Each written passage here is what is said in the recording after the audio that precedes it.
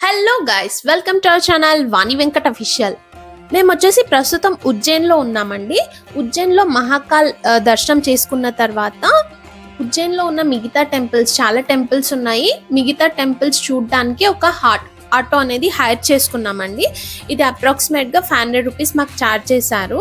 So దీంట్లో ఏ temples cover చేస్తామన్నారంటే Mahakali శక్తిపీఠం, తర్వాత సాందీపని ఆశ్రమం, కాలభైరవ టెంపుల్, మంగళనాథ్ ఆలయం, హర్సిద్ధి మాత టెంపుల్. మనం ఉజ్జయిని అమ్మవారి టెంపుల్కి వచ్చేసామండి. ఇది అష్టాదశ శక్తి పీఠాలలో ఒక టెంపుల్. దీన్నే గడ్కాలిక టెంపుల్ అని కూడా అని అంటారు. సతీదేవి మోచేయి పడిన ప్రదేశం అండి ఇది. అందుకే మనము అష్టాదశ శక్తి పీఠాలలో ఒకటి మహాకాళి, ఉజ్జయిని మహాకాళి అమ్మవారు టెంపుల్ ఇది. మహాకవి కాళిదాసు అమ్మవారిని పూజించిన ప్రదేశం ఇది. అంటే మహాకవి కాళిదాసు నాలుక పైన అమ్మవారు బీజాక్షరాలు రాశారు. అప్పుడు నిరక్షరాసుడిగా ఉన్న కాళిదాసు మహాకవిగా మారారు. ఇక్కడ లోకల్స్ చెప్పిన వివరాల ప్రకారంగా అమ్మవారు ఇక్కడ రోజులో 3 రూపాలు మారుతారండి. ఉదయము బాల్య రూపంలో దర్శనమిస్తారంట, మధ్యాహ్న కాలంలో వచ్చేసి యవ్వన రూపంలో చాలా అందంగా దర్శనమిస్తారంట, సాయంత్రకాలం నుంచి వృద్ధాప్య రూపంలో దర్శనమిస్తారు. పదండి వెళ్ళి అమ్మవారిని దర్శనం చేసుకుందాం.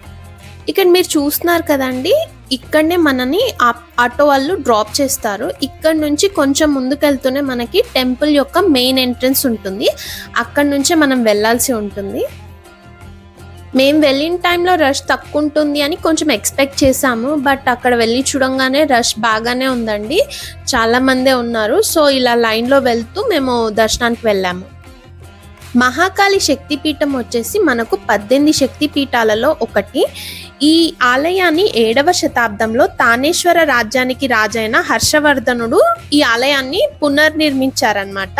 సో ఆ తర్వాత గ్వాలియర్ రాజులు ఈ ఆలయాన్ని అభివృద్ధి చేశారు.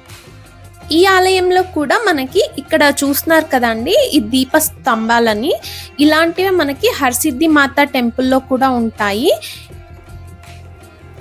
దేవి నవరాత్రుల టైంలో మరియు కార్తీక మాసంలో ఇక్కడ అమ్మవారికి దీపారాధన చేసి మరియు విశేష పూజలు అనేటివి చేస్తూ ఉంటారండి. యాక్చువల్గా ఈ ఎత్తైన స్తంభాలన్నీ అప్పుడు వెలిగించి దీపారాధన అనేది చేస్తూ ఉంటారు. ఈ ఆలయంలో మనకి లక్ష్మీదేవి మరియు సరస్వతీదేవి అమ్మవార్ల అంటే ఉపాలయాలు కూడా ఉన్నాయి. ఈ ఆలయంలో మాకైతే మొబైల్ రిస్ట్రిక్షన్ ఎక్కడ చెప్పలేదండి. సో మేము అమ్మవారిని రికార్డ్ చేయగలిగాము. ఇక్కడే ఉజ్జయిని మహాకాళి అమ్మవారి దర్శనం ఇస్తున్నారండి, దర్శనం చేసుకోండి. మీరు కనుక ఉజ్జయిన్ వస్తే ఉజ్జయిన్ మహాకాల్ ఆలయాన్ని దర్శనం చేసుకున్న తర్వాత చుట్టుపక్కల ఉన్న ఈ 5 ఆలయాలు ఉన్నాయి కదండి, ఇంతకుముందు చెప్పాను. ఆ 5 ఆలయాన్ని కూడా సందర్శించండి. ఎందుకంటే ఖచ్చితంగా ఇక్కడికి వచ్చి ఉజ్జయిన్ మహాకాల్ అమ్మవారి వచ్చేసి శక్తిపీఠము, అలా ప్రతి ఆలయానికి ఒక్కొక్క స్థల పురాణం అనేది ఉంది. సో వచ్చినప్పుడు ప్రతి ఆలయాన్ని దర్శించుకోవడానికి ట్రై చేయండి. ఈ ఆలయ స్థల పురాణం వచ్చేసి రాక్షస సంహారం తర్వాత కాళికాదేవి శివుని మహిమతో శాంతి స్వరూపిణిగా మారింది. ఉజ్జయిని నగరంలో క్షిప్రా నది ఒడ్డున అమ్మవారు కొలువు తీరారు. పురాణాల ప్రకారంగా చూస్తే రావణ సంహారం తరువాత శ్రీరాముల వారు సపరివార సమేతంగా తిరిగి వెళ్తుండగా క్షిప్రా నది ఒడ్డున సేద తీరారట. కాళీమాత అమ్మవారి దర్శనం చేసుకున్నాక కొంచెం డిస్టెన్స్లోనే మనకి ఇక్కడ వినాయక స్వామి టెంపుల్ ఉందండి. టెంపుల్ చాలా విశాలంగా ఉంది. పదండి దర్శనం చేసుకుందాం. ఈ టెంపుల్ వచ్చేసి మనకి వాకబుల్ డిస్టెన్స్లోనే ఉంటుందండి, కాబట్టి మిస్ చేసుకోకండి. మనం చూడబోయే నెక్స్ట్ ప్లేస్ వచ్చేసి సాందీపని ఆశ్రమం అండి. ఈ సాందీపని ఆశ్రమం వచ్చేసి మనకి ఉజ్జయిన్ నుంచి 4 కిలోమీటర్స్ ఉంటుంది. సాందీపని మహాముని వద్ద శ్రీకృష్ణుల వారు విద్యను నేర్చుకున్నారు ఇక్కడే అన్నమాట. సాందీపని మహాముని వచ్చేసి శ్రీకృష్ణుడికి గురువు గారు. ఈ ఆశ్రమం చాలా స్పేషియస్గా ఉంటుందండి. శ్రీకృష్ణుడు తన 11వ ఏట బలరామునితో కలిసి ఈ ఆశ్రమానికి వచ్చారు. శ్రీకృష్ణుడికి సుధామునితో పరిచయం అయిన ప్లేస్ కూడా ఇదే అండి, సాందీపని ఆశ్రమమే. ఇక్కడ శ్రీకృష్ణుల వారు 64 రోజులు ఈ ఆశ్రమంలో ఉండి సాందీపని మహాముని దగ్గర శిష్యరికం చేశారనమాట. 64 రోజుల్లో 64 కళలు 14 విద్యలు ఇక్కడే నేర్చుకున్నారు. ఈ ఆశ్రమంలోనే ఉజ్జయినిలోని 84 మహాదేవుని ఆలయాల్లో 40వది అయిన కుండేశ్వర ఆలయము మనకి ఈ ఆశ్రమంలోనే ఉంది. ఇక్కడ మీరు స్క్రీన్లో చూస్తున్నారు కదండి, అదే శ్రీకృష్ణుడు చదువుకుంటున్నటువంటి విగ్రహము మనకి మరెక్కడ కనిపించదండి, కేవలం ఇక్కడ మాత్రమే ఈ ఆశ్రమంలోనే ఉంటుంది. శ్రీకృష్ణుడు చదువుకున్న పాఠశాల ఇదే అండి, మీరు స్క్రీన్లో చూస్తున్నారు కదా, ఇదే ఆ పాఠశాల. మనం ఇంతకుముందు చెప్పుకున్నాం కదండి, శ్రీకృష్ణుడు ఈ ఆశ్రమంలో 64 కళలు 14 విద్యలు నేర్చుకున్నారని. ఈ 14 విద్యలకు సంబంధించిన మ్యూజియం అండి ఇది ఆశ్రమంలోనే ఉంటుంది, మిస్ చేసుకోకుండా తప్పక చూడండి. ఆ 14 విద్యలను వీళ్ళు పెయింటింగ్ ఫామ్ లో చాలా కలర్ఫుల్ గా వేశారండి. ఇక్కడ ఇదంతా హాల్ అంతా పెయింటింగ్స్ ఫామ్ లోనే ఉంటుంది, చాలా కలర్ఫుల్ గా ఉంటుంది. మీరు వచ్చినప్పుడు ఈ ప్లేస్ ని విజిట్ చేయడం మిస్ చేసుకోకుండా ఉండండి. మేము ఒక 15 to 20 minutes ఉన్నామండి ఇక్కడ ఈ పెయింటింగ్స్ చూస్తూ. అసలు పెయింటింగ్స్ చాలా కలర్ఫుల్గా ఉండేసరికి అవి చూస్తూ అలా టైం అయిపోయింది కూడా అర్థం కాలేదు, చాలా బ్యూటిఫుల్గా ఉన్నాయి. సాందీపని మహర్షి తపస్సు చేసిన ప్లేస్ కూడా ఉందండి. ఇక్కడ మీరు స్క్రీన్ పైన చూస్తున్నారు కదా, సాందీపని తపోస్థల్ అనేసి, ఇదే అండి అది.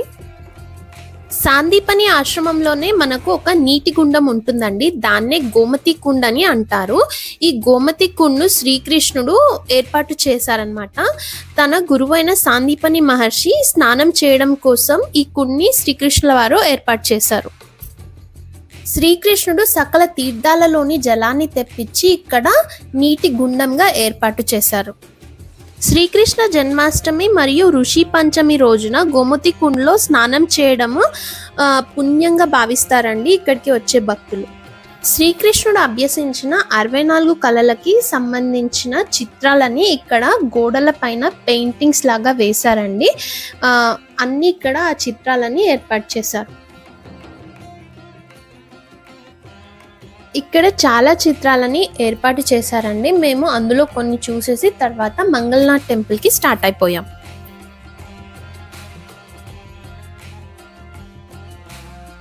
సాందీపని ఆశ్రమం చూసుకొని మేము నెక్స్ట్ మంగళనాథ్ టెంపుల్కి స్టార్ట్ అయిపోయామండి. ఇక్కడ మీరు చూస్తున్నారు కదా, ఇదే అండి మంగళనాథ్ టెంపుల్. ఈ మంగళనాథ్ టెంపుల్ వచ్చేసి మనకి ఉజ్జయిన్కి 5 kilometers డిస్టెన్స్లో ఉంటుంది. ఈ టెంపుల్ క్షిప్రా నది ఒడ్డున ఉంటుందన్నమాట. మంగళుడు అనగా కుజుడు లేదా అంగారకుడు అని అంటుంటారు. నవగ్రహాల్లో కుజగ్రహం కూడా ఒకటి.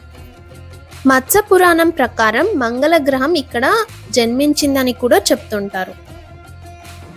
ఈ ఆలయంలో మొత్తం 2 floors ఉంటాయండి. ఫస్ట్ ఫ్లోర్లో వచ్చేసి ఎవరికైతే వారి జాతకంలో మంగళ దోషం ఉంటుందో వారికి ఇక్కడ మంగళ దోష నివారణ పూజలు చేస్తుంటారనమాట.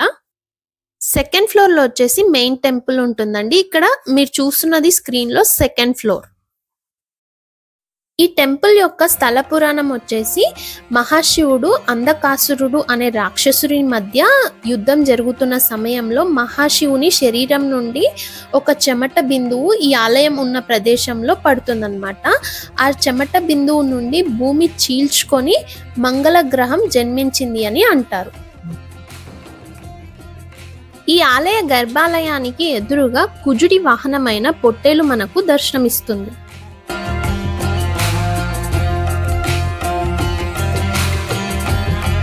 పూర్వకాలంలో ఈ ఆలయం నుండి కుజగ్రహం స్పష్టంగా కనిపించేది అని కూడా అంటుంటారు.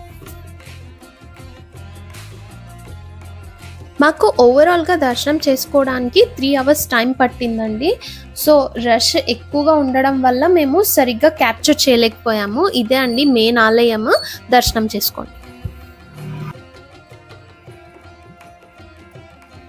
మంగళనాథ్ టెంపుల్లో దర్శనం చేసుకున్నాక మేము నెక్స్ట్ వచ్చేసి కాలభైరవ స్వామి టెంపుల్కి వెళ్ళిపోయామండి. ఇప్పుడు మీరు ఇక్కడ స్క్రీన్లో చూస్తున్నదే అండి కాలభైరవ స్వామి టెంపుల్. ఈ టెంపుల్ వచ్చేసి మనకి ఉజ్జయిన్ మహాకాల్ టెంపుల్ నుంచి అప్రాక్సిమేట్గా 5.5 kilometers డిస్టెన్స్లో ఉంటుంది. ఈ కాలభైరవ స్వామి ఆలయంలో మనం ఒక డిఫరెంట్ కల్చర్ చూస్తామండి. మనం రెగ్యులర్‌గా అంటే టెంపుల్స్‌కి వెళ్ళినప్పుడు స్వామివారికి అంటే దేవుడికి లైక్ పూలు, పండ్లు ఇట్లా నైవేద్యంగా సమర్పించుకుంటాం కదా! అంటే సమర్పించి నైవేద్యంగా తీసుకుంటుంటాం కదా! అలా కాకుండా ఇక్కడ వాటితో పాటు ఆల్కహాల్ కూడా సమర్పిస్తుంటారనమాట స్వామివారికి. ఆల్కహాల్ సమర్పించిన తర్వాత స్వామికి కొంచెం ఇచ్చి రిటర్న్ ప్రసాదంగా ఇస్తారనమాట. అది తాగిన వాళ్ళకి రోగాలన్నీ నయమవుతాయని చెప్తుంటారు. మనకి టెంపుల్ సరౌండింగ్స్లో పూలు, పండ్లు షాప్స్ ఉంటాయండి. అంటే ప్రసాదంగా సమర్పించడానికి తీసుకెళ్తుంటాం కదా, ఆ షాప్స్తో పాటు చాలా ఆల్కహాల్ షాప్స్ కూడా ఉంటాయి.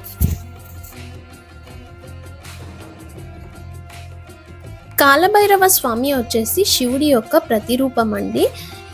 ఉజ్జయిని క్షేత్రానికి క్షేత్ర పాలకుడు. ఈ కాలభైరవ స్వామి ఆలయం వచ్చేసి మనకి 6000 సంవత్సరాల ఓల్డ్ ఆలయం అన్నమాట.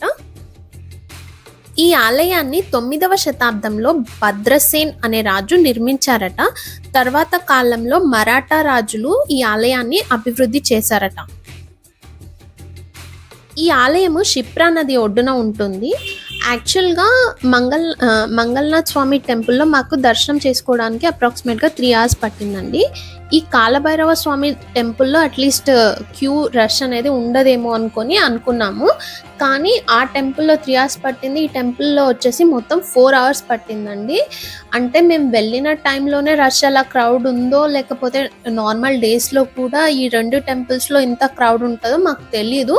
బట్ మొత్తం ఓవరాల్గా ఈ 5 టెంపుల్స్ ఏవైతే లోకల్ ప్లేసెస్లో మేము దర్శనం చేసుకున్నామో ఓవరాల్గా మంగళనాథ్ స్వామి టెంపుల్లో మరియు ఈ కాలభైరవ స్వామి టెంపుల్లో మాత్రం చాలా ఎక్కువ రష్ ఉంది. కాలభైరవ స్వామికి ఎదురుగా మనకి శునకము స్వామివారి వాహనము మనకి దర్శనమిస్తుంది. ఇదే అండి స్వామివారి వాహనం. ఇక్కడ కూడా రష్ ఎక్కువగా ఉండడం వల్ల మేము సరిగ్గా క్యాప్చర్ చేయలేకపోయామండి. ఇక్కడే అండి స్వామివారు, కాలభైరవ స్వామివారు తలపైన పాగా ఉంటుంది. మీరు అబ్జర్వ్ చేసి ఉంటే దర్శనం చేసుకోండి. కాలభైరవ స్వామి టెంపుల్ని దర్శనం చేసుకొని వచ్చిన తర్వాత మేము నెక్స్ట్ వెళ్ళిన ప్లేస్ వచ్చేసి హర్సిద్ధి మాత టెంపుల్ అండి. ఇక్కడ మీరు చూస్తున్నారు కదా, ఇదే హర్సిద్ధి మాత టెంపుల్. ఇది మనకి 51 శక్తి పీఠాలలో ఒకటండి. మెయిన్ టెంపుల్ అంటే ఉజ్జయిన్ మహాకాళేశ్వర్ టెంపుల్ నుంచి మనకి ఈ టెంపుల్ వచ్చేసి 1/2 kilometer డిస్టెన్స్లో ఉంటుంది. వాకబుల్, మనం నడిచి రావచ్చు టెంపుల్కి. ఈ ఆలయంలో రోజు 2 ప్రత్యేకమైన ఈవెంట్స్ చేస్తారండి. ఒకటి వచ్చేసి దీపోత్సవం, ఇక్కడ మీరు స్క్రీన్లో చూస్తున్నారు కదా, ఇదే అండి దీపోత్సవం. ఇంకొకటి వచ్చేసి హారతి అన్నమాట. ఈ 2 చాలా అద్భుతంగా ఉంటాయి, కన్నులకు పండుగలాగా అనిపిస్తుంది. హారతి టైంలో మనం ఇక్కడ ఉంటే ఆ చాంటింగ్తో ఆ టైంలో అసలు చాలా అద్భుతంగా ఉంటుంది. అది మాటల్లో చెప్పలేమండి, వర్ణనాతీతము. గూస్ బంప్స్ వచ్చేస్తాయండి. మీరు కానీ హారతి మరియు ఈ దీపోత్సవం అటెండ్ కావాలి అనుకుంటే ఈవినింగ్ 5-5:30కి ఈ టెంపుల్లో ఉండాలండి. సో దట్ ఏమవుతుంది అంటే దీపోత్సవానికి ఇక్కడికి వచ్చిన జనాలందరికీ కనిపించడానికి కింద కూర్చోబెడతారనమాట. సో ఫస్ట్ వచ్చిన వాళ్ళని ముందే కూర్చోబెడతారు, వెనకొచ్చే కొద్దీ వెనక్కి వెళ్ళిపోతారు. సో అందుకే ఫస్ట్ మీరు ఎర్లీగా అంటే ఈవినింగ్ 5కి అంతా వచ్చేసారంటే ఫస్ట్ అమ్మవారిని దర్శనం చేసుకొని వచ్చి ఇక్కడ కూర్చుంటే దీపోత్సవం ఉంటుంది, తర్వాత హారతి ఉంటుంది. సో వన్స్ ఈ దీపోత్సవం కంప్లీట్ అయిపోతూనే జనాలందరూ లేసేస్తారండి పైకి. సో చాలా గందరగోళంగా ఉంటుంది. అందుకే మీరు కానీ అమ్మవారిని ముందు దర్శనం చేసుకున్నారనుకోండి చాలా ఈజీగా ఉంటుంది. హారతి మొక్కుకొని రిటర్న్ వెళ్ళిపోవచ్చు.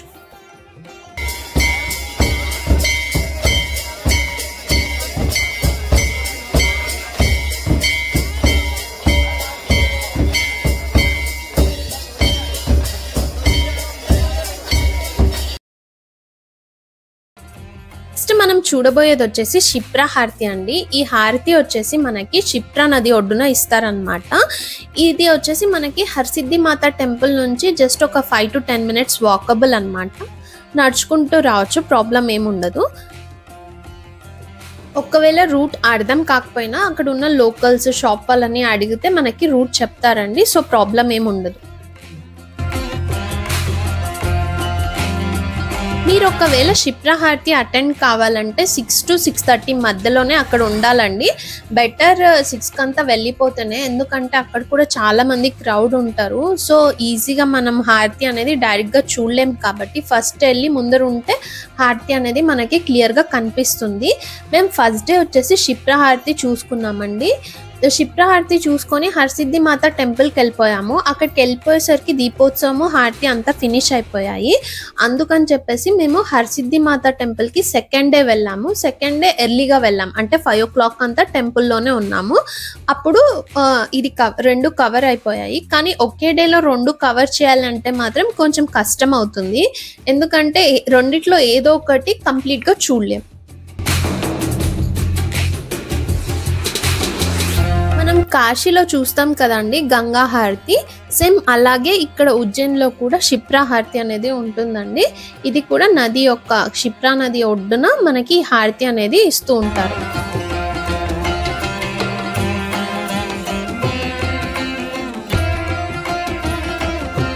దేవరాజ సేవ్యమాన పావనాంగి పంకజం వ్యాలయజ్ఞ సూత్ర బిందు శేఖరం కృపాకరం నారదాది యోగి బృంద వందితం దిగంబరం కాశికాపురాదినాద కాలభైరవం భజే. కాశికాపురాదినాద కాలభైరవం భజే.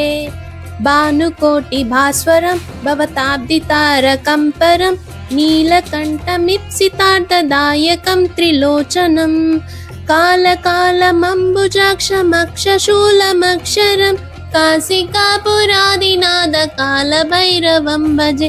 కాశికాపురాదినాద కాలభైరవం భజే.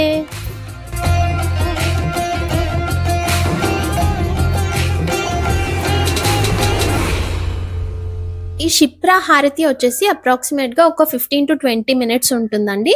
ఇక్కడ హారతిని దర్శనం చేసుకున్న తర్వాత మేము నెక్స్ట్ వెళ్ళిన ప్లేస్ వచ్చేసి ఉజ్జయిన్ కారిడార్ అండి. ఉజ్జయిన్ టెంపుల్ కి దగ్గరలోనే ఉంటుంది మనకి ఉజ్జయిన్ కారిడార్. మనము ఉజ్జయిన్ టెంపుల్లో స్వామిని దర్శనం చేసుకొని బయటికి వచ్చే ఎగ్జిట్ పాయింట్ ఉంది కదండి, ఆ ఎగ్జిట్ పాయింట్ కి ఎదురుగానే మనకి కారిడార్ అనేది ఉంటుందండి. ఈ కారిడార్ వచ్చేసి టెంపుల్ కారిడార్ అప్రాక్సిమేట్ గా ఒక 2 kilometers ఉంటుంది. చాలా అంటే చాలా అద్భుతంగా ఉంటుంది, చూడడానికి 2 కళ్ళు చాలా అన్నమాట. కానీ కారిడార్ ని మొత్తం చూడాలి అంటే మార్నింగ్ టైం కంటే బెటర్ ఈవినింగ్ టైంలో చూడాలండి, ఎందుకంటే లైట్స్ తో ఆ కాంతులతో మిరిమిట్లు గొలుపుతుంది అని చెప్తారు కదా, అలా ఉంటుందన్నమాట. మేము యాక్చువల్గా మొత్తం కారిడార్ అంతా చూడాలి అని అనుకొని స్టార్ట్ అయ్యాము. కాకపోతే అన్ఫార్చునేట్లీ వర్షం వచ్చింది మాకి. సో వర్షం వచ్చేసరికి మధ్యలో స్టక్ అయిపోయి ఒక ప్లేస్లో ఆగిపోయామన్నమాట. ఇంకా ఆగిపోయేసరికి ఒక 40 to 45 minutes వర్షం వచ్చింది. ఇంకా సో మేము ఓన్లీ కొంచెం వరకే చూసుకొని రిటర్న్ వచ్చేసాము. ఇక్కడ మీరు చూస్తున్నారు కదండి, ఇలాంటి విగ్రహాలు మనకి అడుగున ఉంటాయి అన్నమాట. అంటే ఒక ప్లేస్లో వినాయకుడిది, ఒక ప్లేస్లో కృష్ణుడి విగ్రహము, ఒక ప్లేస్లో పాల సముద్రం చిలుకుతున్నట్టు, వాటర్ ఫౌంటైన్స్, చాలా అంటే ఆ లైట్ కాంతులతో అసలు చెప్పడానికి కూడా మాటలు రావన్నమాట, అంత అద్భుతంగా ఉంటాయి. ఈవెన్ మీరు పిక్స్ తీసుకోవడానికి కూడా ఇది మంచి స్పాట్ అన్నమాట, చాలా బాగుంటుంది.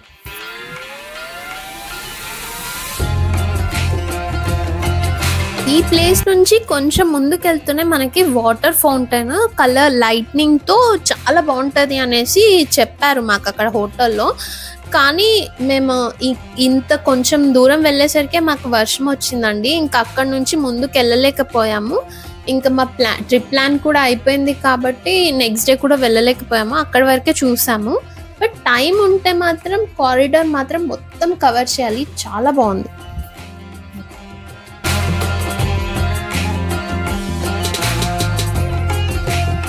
ఈ వీడియోలో మేము మాకు తెలిసిన పాయింట్స్ అన్ని కవర్ చేసామండి. అంటే మేము అక్కడ తెలుసుకున్న విషయాలు కానీ, మేము వెళ్ళే ముందు సర్చ్ చేసిన విషయాలు కానీ అన్ని కవర్ చేయడానికి ట్రై చేసాము. మేము ఉజ్జయిన్ జ్యోతిర్లింగం వీడియో కూడా సపరేట్గా ఉందన్నమాట మా ఛానల్లో, కింద డిస్క్రిప్షన్లో ఇస్తున్నాము. ప్రతి డీటెయిల్ దాంట్లో ఇవ్వడానికి ట్రై చేసాము, ఆ వీడియోని కూడా వాచ్ చేయండి. మేము ఉజ్జయిన్ జ్యోతిర్లింగం వీడియోలో వచ్చేసి మీకు 3 టైప్స్ ఆఫ్ దర్శనం గురించి మెన్షన్ చేశామండి. ఒకటి వచ్చేసి ఫ్రీ దర్శనము, భస్మహారతి దర్శనము, ఇంకోటి వచ్చేసి టికెట్ దర్శనము. అన్ని టికెట్స్ దాని వివరాలు కూడా క్లియర్గా ప్రొవైడ్ చేశాము. ఇన్ కేస్ మీరు కానీ ప్లాన్ చేసుకుంటే వీడియోని మిస్ అవ్వకండి. ఉజ్జయిన్ జ్యోతిర్లింగ దర్శనం తర్వాత మేము ఓంకారేశ్వర్ మరియు మమలేశ్వర్ ఆలయాలకు కూడా వెళ్ళాము. నెక్స్ట్ ఆ వీడియోస్ కూడా మా ఛానల్లో పెడతామండి. చాలామంది వీడియోస్ చూస్తున్నారు కానీ సబ్స్క్రైబ్ చేసుకోవట్లేదు. So please subscribe to our channel. మేము కానీ అంటే తెలిసిన పాయింట్స్ అన్నీ కవర్ చేసాము. బై మిస్టేక్ ఏమన్నా తప్పులు చేసింటే మన్నించండి. థ్యాంక్ యూ ఫర్ వాచింగ్ ఆ వీడియో అండి. Please like and comment your opinion. Please subscribe to our channel. Thank you. Stay tuned for more videos.